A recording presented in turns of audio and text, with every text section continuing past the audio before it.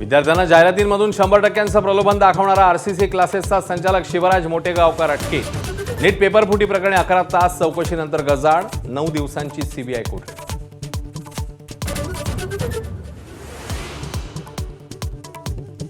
कांद्याला अवघा 1 ते सव्वा रुपया दर, शेतकऱ्यांनी समृद्धी महामार्ग रोखला। अंबादास दानवेंचं समृद्धी महामार्गावर तर रोहित पवारांचं लासलगाव बाजार समितीमध्ये आंदोलन। विधान परिषदेत उद्धव ठाकरेंची केवळ 31.58% उपस्थिती। भावना गवळी, रामराजेंची सलग 3 अधिवेशनांना दांडी, तर मिटकरी, राजेश राठोड यांची 100% हजेरी।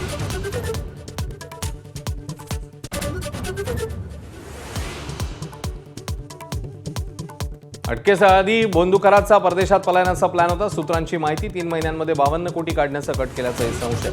तर न्यायालयीन कोठडीतल्या रवानगीनंतर ईडी ताबा घेणार। राज्यभरात इंधन तुटवड्याने नागरिकांसह व्यावसायिकही त्रस्त। विदर्भ, मराठवाड्यासह उत्तर महाराष्ट्रात पेट्रोल पंपावर नो स्टॉकचे फलक, तर काही ठिकाणी गॅस सिलेंडरचीही टंचाई।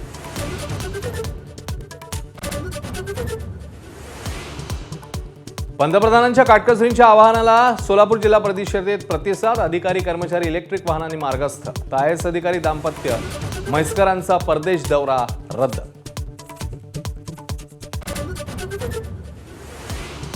विदर्भामध्ये अनेक जिल्ह्यात पारा 46 पार। भाज्यांच्या दरांवरही परिणाम, तर मुंबईतही भाज्यांच्या वाढत्या दरांनी सामान्य मेटाकुटीला।